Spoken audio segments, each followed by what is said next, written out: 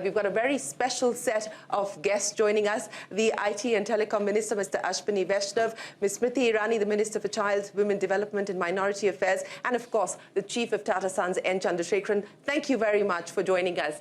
Before I get started, again for context, what are the big mega trends that global investors and domestic investors are looking at when they look at India?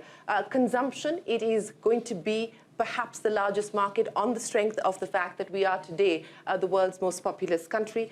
It could perhaps also be the workforce of the world because we have a very young population at this point in time, and that's the expectation and the assumption and the estimates that many are making. And of course, the other big trends that India could capitalize on, digitalization. And we've made inroads on that on the back of the India stack. What will that mean, not just for the domestic market, but also in terms of taking this global is going to be the question, and also how digitalization opens up the market in terms of access to credit, access to finance, the spending and borrowing behavior of the Indian consumer. Minister Vaishnaw, let me start by talking to you. As I said, there is no consensus on where global growth is headed and where the global economy is headed. Where there is consensus is that globalization as we knew it has changed. There is a reshaping of the world that's taking place, driven largely by geopolitics, which is now dictating how geoeconomics is going to work. So I want to understand from you, how is the Indian government looking at the multipolar world today, India's role in it, and specifically in terms of a roadmap to be able to get to whether it's 5 trillion or 10 trillion, where do you believe we stand on the reform roadmap? How much more work needs to be done? Thank you, Shireen. India has approached this entire transition which is happening in the world on multiple dimensions. One, the first dimension is to make sure that India's economy is resilient. There is a good, consistent 6 to 8% growth rate for a complete decade. It's not just 1 year or 2 year kind of thing. The thought process is the thought process and the policy framework which follows is for a complete decade, 6 to 8% growth with very moderate inflation. The second dimension is when the world is looking for resilient supply chains, and as you said in your opening statement, India has a very young population. So how do we attract large number of supply chain participants to India? How do we make it resilient? How do we use our research and development capabilities? And third part, of course, the energy transition as well as the digital stack. So I'll cover all the 3 points. When the pandemic hit and the whole world was going through a very big crisis, which was humanitarian crisis as well as an economic crisis, there were 2 approaches followed by various governments.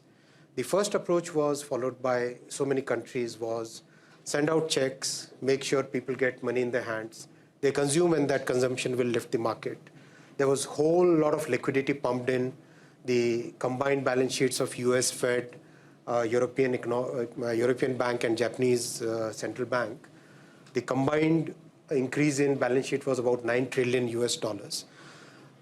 That created a very quick sugar rush kind of growth, but it also brought with it unprecedented inflation. And that inflation is not going to go away so easily. It takes a time because pushing liquidity is easy, taking it out is very difficult, and it's always very painful. On the contrary, India adopted a very pragmatic approach. Fiscal space that any country would have is always limited. It's always constrained. There is no unlimited capital in the world. Anybody can give those MMT theories, but that's bunkum. Don't believe that. Capital is always scarce. Capital is always limited. How do you use the capital that you have? That's a choice that Prime Minister Modi ji made. He made a choice that very focused consumption and support to the most vulnerable groups, vulnerable sections of the population. So about 800 million people got limited financial aid, plus free food for almost 3rd year now. So that was one very important part. Vaccination, free vaccination program. Again, 1.3 billion doses in the first 14 months. By now we have crossed 2.1 billion doses and completely done on a digital platform. The most important piece of this decision making that Prime Minister Modi ji made was, with limited and focused consumption, focused on the vulnerable sections, he put entire capital of the country into investment in infrastructure. Now, investment in railways, last year the capex was 23 billion US. This year the capex is, this fiscal which ends on 31st March, the capex is going to be of the order of 26 billion US. Same is the story in railway, in highway, in power transmission. That increases the productivity of the country and gives us the long-term growth potential of the country improves. So fiscal consolidation is going to continue to be a key priority for the Indian government going forward? One very important part of this entire decision making was Prime Minister ensured that the fiscal policy and monetary policy, they work in tandem. There are so many examples in the world, I wouldn't take any names, where the fiscal policy was going in one direction and the monetary policy was going in another. Our central bank didn't have to drop the interest rates like a brick, didn't have to increase the interest rate like a balloon. It was a very moderate, very balanced view of things. So our central bank today is in a very good position with a good balance sheet of the central government. Our central government's liabilities are just about 52% of the GDP, and GDP growing nominal at 11-12% is a very good situation to be in. So I think, yes, fiscal consolidation is a very important priority. But what is important is we have to look at growth as the primary driver, moderate inflation as the primary decision point, and combine the fiscal and monetary policy to continue that momentum for next 10 years. Well, I'll come back to you in just a second, sir, and I will get to Ms. Irani as well, but I want to get the private sector's voice in, so let me come to N. Chandrasekaran. Chandra, Mr. Vaishnaw spoke here about capex, and for the last several years now, it has been the heavy lifting that the government has done in terms of pushing infrastructure, pushing government capex, and that really has provided the fillip as far as growth is concerned. The big question is, when is private capex going to take off? Are we at that inflection point at this point? Is it another 6 months out, 12 months out? I mean, you have, from the House of Tatas, a view from steel to consumption to digitization. At this point in time, what's the indication that you get in terms of the heavy lifting that the private sector is likely to do in capex to push growth? I think I'll make a couple of more comments to support the view expressed by the minister. Not only the debt to GDP is currently at 52%. Just after the pandemic, it is 52% from a decade ago of 78%. So we are in a much, much better position today than 10 years ago. So overall, I think our balance sheet and our, even if you take the private sector, overall private sector debt to equity ratio is 0.5. So we are in a very, very strong wicket. Now coming to the investments, we run a large group with portfolio across B2B, B2C, industrial businesses, consumer businesses, tech businesses, traditional businesses. And the consumption that we are seeing is just fantastic, actually. We're not only seeing it in the urban areas, we are seeing it in the rural areas. In fact, the consumption we are seeing in Tier 4 towns for even discretionary items like electronics and jewelry is higher than what we see in Tier 1 towns. So the consumption is very, very strong. We have been seeing that for the last few years, and we have seen it in the first half of the year. Last year, we delivered a growth of 25% on a group-wide basis. And this year, that is the year ending March, the first half, we have already seen 19% growth. In all likelihood, will be 22-23% growth. So I think the consumption-led growth is very strong. And with the infrastructure spending, that's... In this era where one of the mega trends that everyone here in Davos is talking about is the change as far as globalization is concerned, also how geopolitics is reshaping globalization. Friendshoring, nearshoring, these are terms that are coming up practically in every conversation. I know you believe firmly that we should not follow the argument of China +1. It must be an India +1 strategy that we must adopt and take forward. What does that mean exactly? Can I take a couple of minutes for Yes, this? please, Okay. please. So, see, I believe, I just want to make this point clearly. There are 3 global transitions that are happening. This is for every country, developed or developing. First one is a digital or AI. I call it AI transition. The digital transition is a very broad term. Second is the energy transition, and the third is supply chain transition, geopolitical transition, whatever it is, all the rebalancing we are talking about. And everything else we talk is all within these three. India is uniquely positioned in all the three. On the digital transition, the reason we are uniquely positioned is because we've got a fantastic tech sector. We've got a huge talent pool. I mean, the number of tech graduates pass out in India is the highest, and not comparable to any other country in the world. We can combine multiple countries, still they won't match the number of graduates we pass out.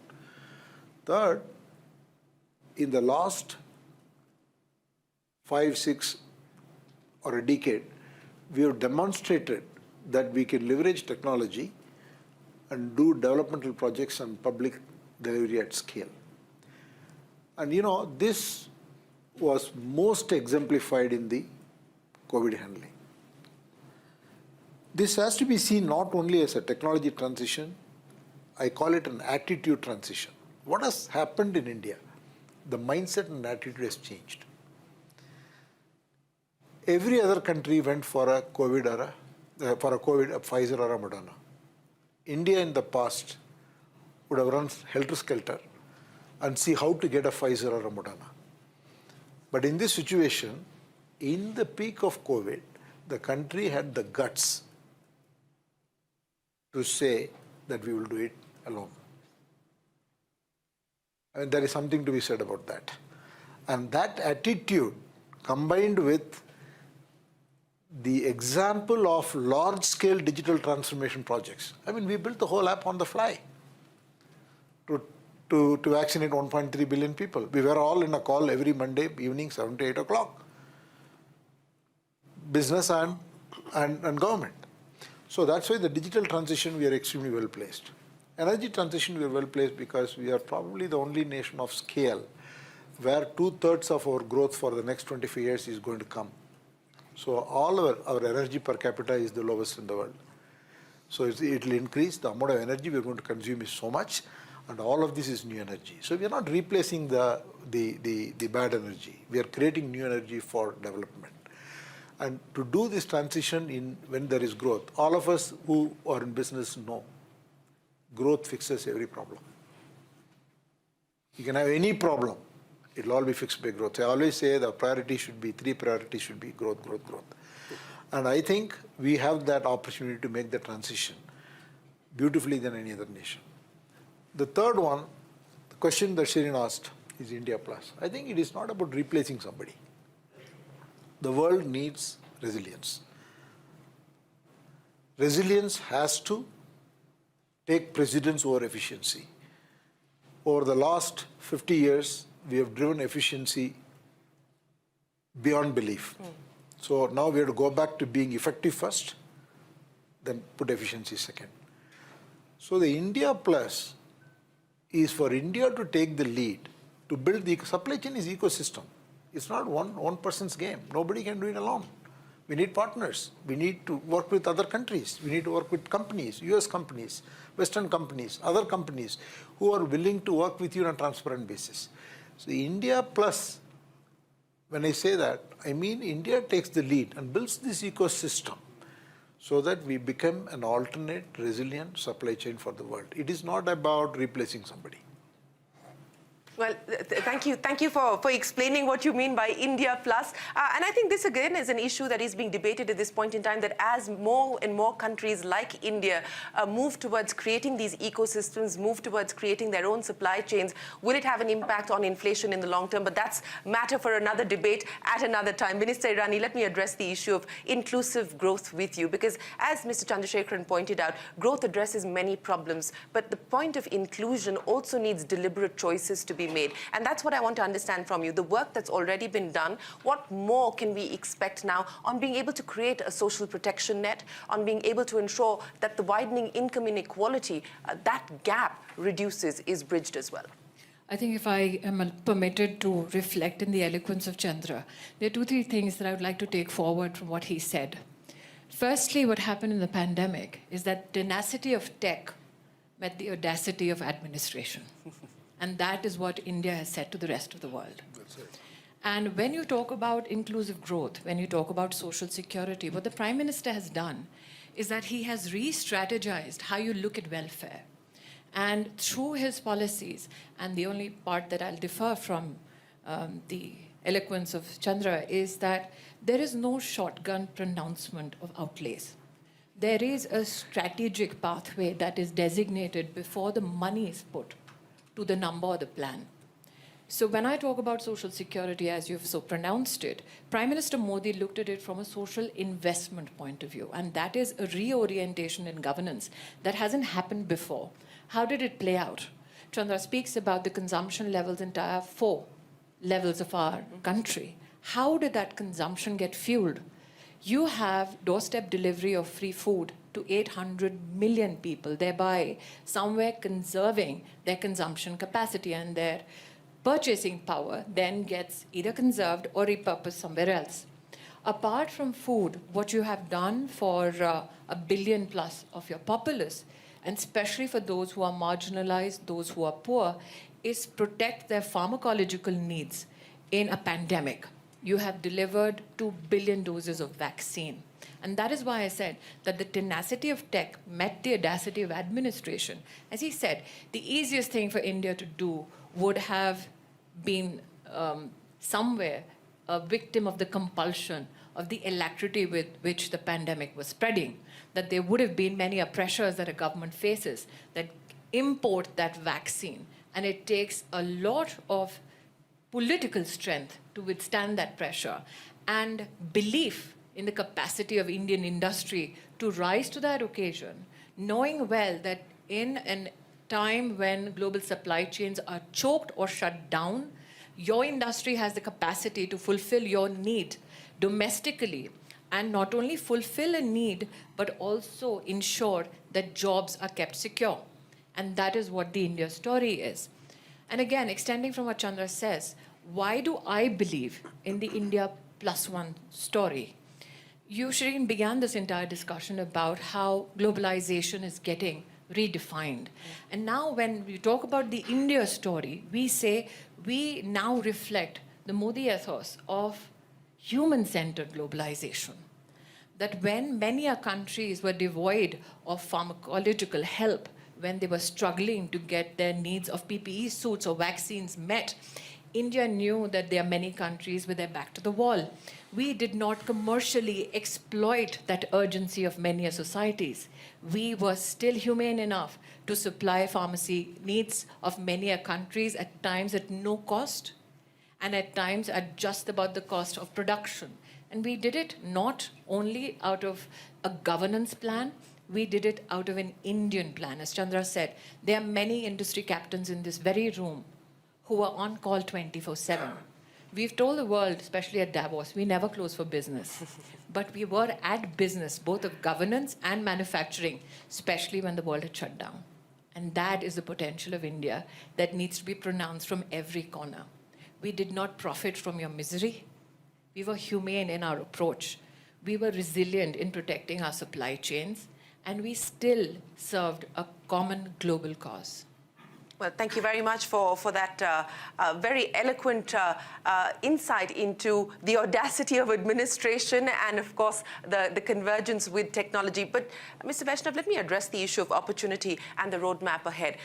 One of the big things that everyone here is talking about is the PLI schemes. The government has announced and rolled out PLI schemes across 13 different sectors. There are different stages of evolution at this point in time because the dates of rollout were different. The question now is, in light of the success of the schemes that have already been rolled out, does the government feel more emboldened and confident to do more, to include more sectors under the PLI schemes? And for existing schemes, for instance, like the FAME scheme, for the benefit of our viewers who don't know, the scheme that was brought in to try and accelerate the growth of electric mobility, the sun sets on many of those schemes in the next year or so.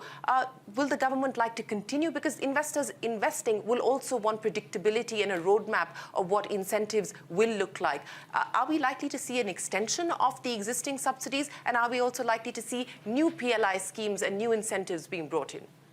So PLI scheme has proved out to be very successful, both for the government as well as for the industry. In terms of government, to what Mr. Chandra said, we don't put money just like that. We do have our calculations. We do economic IRR, you do financial IRR.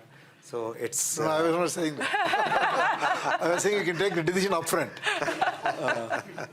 Of course, so I mean, just take PLI as an example. The outlay for PLI was about 24 billion US. The additional taxes that we are going to get just from the mobile PLI is going to be of that order. So just one mobile PLI pays for the entire PLI that we have for all the sectors. Combined together, the actual tax contribution, additional incremental GST and incremental income tax is going to be significantly more than the outlay that we put for it. What has happened is PLI first brought the assembly to country, right? Over a period of time, over a period of last 1.5 years, the assembly is now going deeper and wider. Component supply chain is shifting to India. Indian homegrown companies are coming up with components as well as many critical parts of the supply chain. And that is what is very, very encouraging. That is what is really good. We believe that, for example, this iPhone 14 is made in India, right? And now quite a few parts of it, quite a few components of it are now getting made in India. So that makes a huge difference. It is adding jobs. It is creating new economic opportunities. Are we likely to do more PLIs? Yes, there are many more PLI items in the work. For example, hardware IT, for servers, for laptops, for PCs. That is another piece to be still in works. There would be, this approach has worked well, so there would be more sectors that we consider. Minister Vaishnaw, Minister Irani, and Chandrasekaran, many thanks for joining us here to give us your insights on what the India story looks like, and more importantly, where the India story is headed. Ladies and gentlemen, thank you very much for joining us here this afternoon. Appreciate your time.